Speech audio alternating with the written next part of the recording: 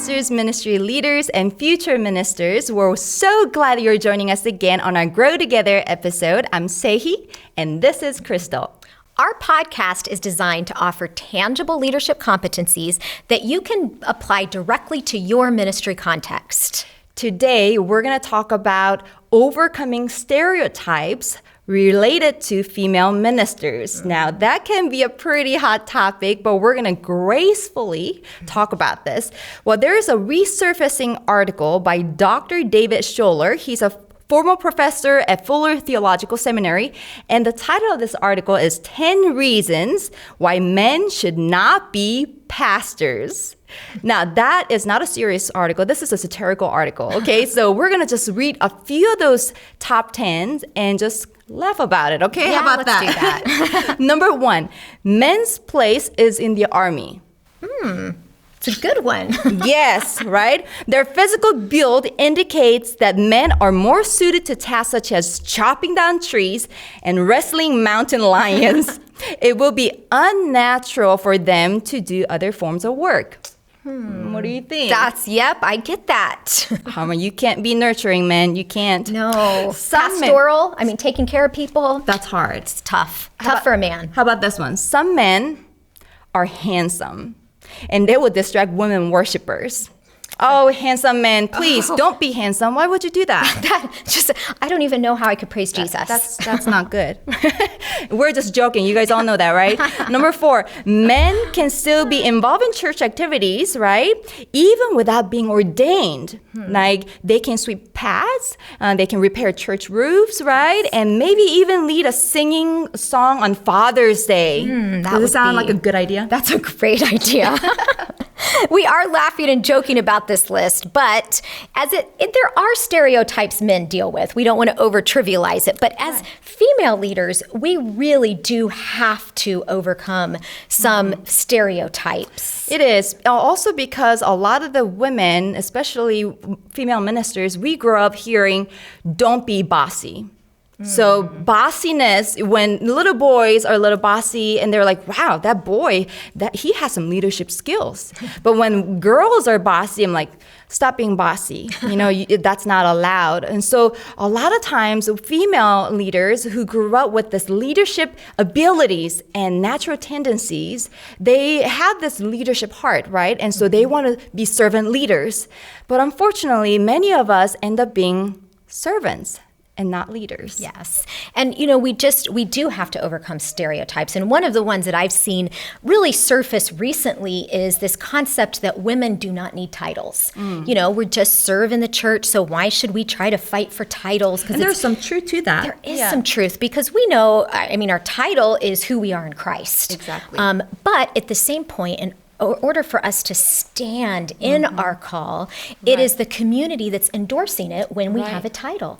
Yeah. So when I walk in my church and they say Pastor Crystal, then they are endorsing me as a pastor in the church. And so that's a stereotype. And I also heard there are a lot of ministry couples with wives ordained, but they're always referred as pastor's wife, not pastors themselves. And that's another stereotypes that we face as women ministers, right? Yes. And so we do want to gently talk about this. But today we're not talking about the topics of those stereotypes. Right. Today we want to talk about how to overcome it, how to respond to those stereotypes rather than reacting to them, okay? So, and there's going to be a place and time where we're going to talk about those stereotypes with our fellow men. But today, it's going to all about how do we respond to it. So number 1, what is this? Number 1 is remember your calling and be confident in your own skin. Yes, we have mentioned about this in our last segment, right? Talking about calling and missional life, that we have to remember that it is a God that called us. Yes. So that when we feel like, they're not calling me pastor, it's okay. You are called, period. God called you, and be obedient in that calling, and you can just serve and lead very humbly. Right? Yes. And at the same point, I know for myself, because we sometimes aren't even comfortable with titles, using it for yourself. Hi, my name is Crystal. I am a pastor. Right. Using those titles so that other people hear, us use the language that's appropriate for the title we have is important. Yes, absolutely. And I think also a male ministers reinforcing those titles around you is very important. My husband and I, we swap roles. So I used to be a bivocational pastor and he was a full-time pastor. Now I'm a full-time pastor and he's bivocational. Now every time there's a talk and people want some decisions or they want some feedback, he will say, oh, talk to Pastor Sehi. Yes. She's a lead pastor. That he's reinforcing in the congregation that I am the spiritual leader.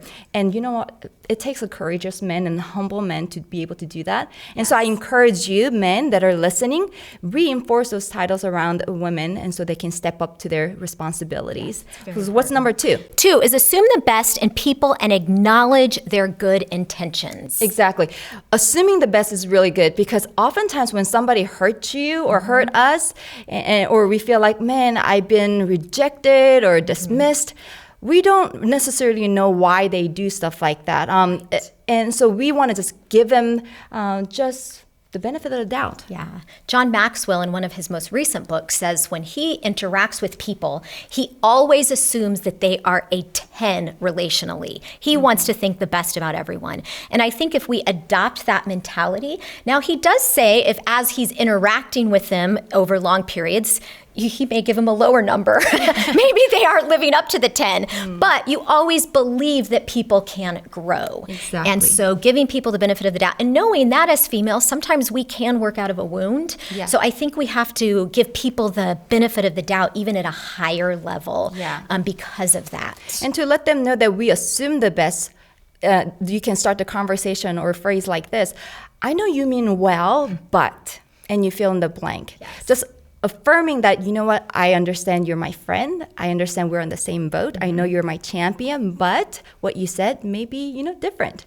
So that's another way of doing it. Number 3. Number 3, if the intention wasn't good, then ask for a specific example. Now, what do we mean by that, Sehi? Yeah, because you're just talking about assume that people are at 10, but if they're at 6 or 4, and they're kind of being, making judgments or maybe saying stuff that is not necessarily true, by asking, okay, so what do you mean? Are you talking about specific example? Are you referring to some specific person? By asking that, you're helping them understand that their statement may be generalizing. So, and they may not mean it, but when they say stuff like that, and by following up that statement by saying, you know what do you mean by that? Do you have someone specific in mind? And that will probably create a better conversation. Yes. Thank you. Number 4. 4th and our last, always be above reproach and champion other female ministers.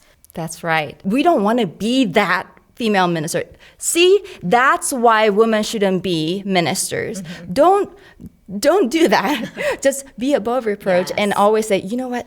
That's why women should belong in ministry. Yeah, I think Beth Grant always says if we're disempowering any woman, we're disempowering women.